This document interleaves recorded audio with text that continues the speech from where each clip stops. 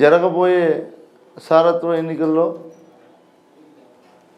టీడీపీకి ముస్లిం మైనారిటీ సోదరులు ఎవరు కూడా మద్దతు ఇవ్వకూడదు, ఓటు వేయకూడదు. సిగ్గు లజ్జ ఏమైనా ఉండి మాట్లాడుతూ ఉండాలని అడుగుతా ఉన్నా.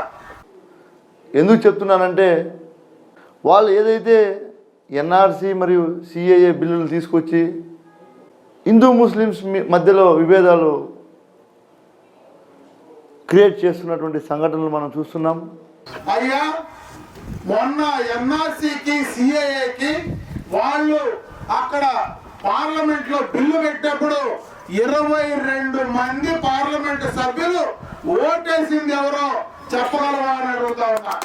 ఖచ్చితంగా జగన్మోహన్ రెడ్డి గారు ఇంకా మంచి అవకాశాలు ముస్లిం సోదరులకు అందరికీ కూడా కల్పిస్తారు.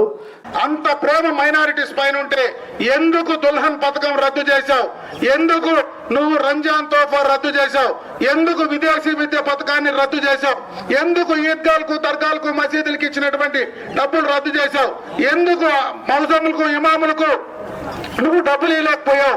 ఎందుకు మైనారిటీ కార్పొరేషన్ ను నిర్వీర్యం చేశావు? ఖచ్చితంగా ముస్లిం మైనారిటీ సోదరులకు ఏదైతే 4% రిజర్వేషన్ కల్పించినటువంటి ఈరోజు బీజేపీ పార్టీ తీసుకుంటున్నటువంటి ఈ బిల్లుల విషయంలో వైఎస్ఆర్ కాంగ్రెస్ పార్టీ మేమంతా కూడా తీవ్రంగా ఖండిస్తున్నాం.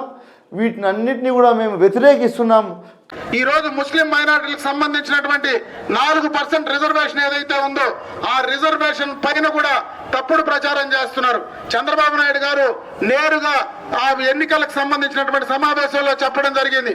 ఆ 4% రిజర్వేషన్ ఖచ్చితంగా తెలుగుదేశం ప్రభుత్వం కొనసాగిస్తుంది.